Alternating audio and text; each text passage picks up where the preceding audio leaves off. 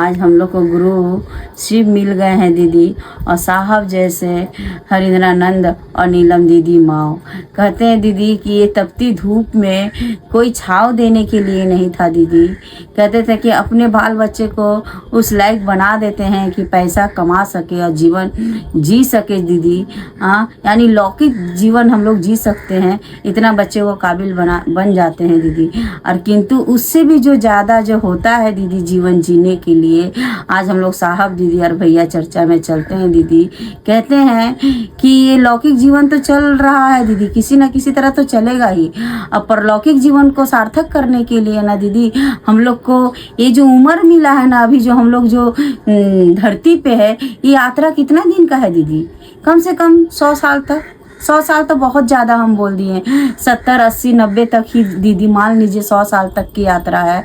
और इससे भी ज़्यादा यात्रा हम लोग जब इस धरती छोड़ के जब जाएंगे ना दीदी, हाँ, तब परलौकिक में जब जाएंगे हम लोग, तब वहाँ हम लोग का लिए यात्रा बहुत ये यात्रा तो यानी भूमि यात्रा जो रह रही है, ये तो बहुत कम हम लोग को झेलना पड़ रहा है दीदी।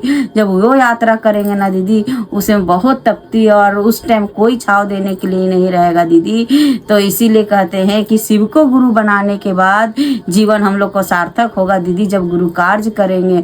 गुरु तो भाव सत्ता में बैठे हैं दीदी, हम लोग को क्या देना है गुरु को? गुरु के देने के लिए तो गुरु सब कुछ हम लोग को दिए हैं दीदी। इस धरती पे हवा उनका, पानी उनका, सब उनका है, यानी पृथ्वी पर जितना भी सुविधा है सब महादेव की दया से है दीदी। आज हम लोग कहते हैं कि गुरु की ही दया से सब चीज है, ये मन समझने लगा है दीदी। जब गुरु कार्य करते हैं, गुरु चर्चा में चलते हैं दीदी, ज्ञान घर बैठे पढ़ने से नहीं मिलता है ना दीदी। आज हम ही अपने बच्चे को स्कूल नहीं भेजेंगे तो क्या उसे ज्ञान की प्राप्ति होगी दीदी?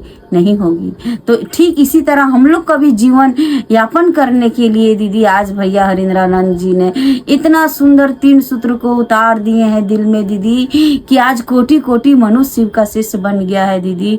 आज वो भैया दीदी को कोटि कोटि प्रणाम करते हैं कि 2 बजे का समय होता है चर्चा का दीदी, 5 बजते बजते विराम भी हो जाता है, यानी घर का सारा काम हो जाता है दीदी, और हम लोग चर्चा में भी चल जाते हैं। तो ये गुरु की दया है ना दीदी। इसीलिए अपना जीवन को सार्थक बनाने के लिए ना दीदी, हम लोग को ये गुरु कार्य करना पड़ेगा, गुरु से प्रीत लगाना पड़ेगा। जैसे कहते हैं ना कि पति मेरा है और बेटा मेरा है, तो उसी तरह कहना पड़ता है दीदी कि हे शिव, आप मेरे हो, आप मेरे गुरु हो और मैं आपकी शिष्या हूँ। उस शिष्या पर गुरु दया कीजिए गुरु। यानी गुरु तो भाव सत्ता है ना दीदी।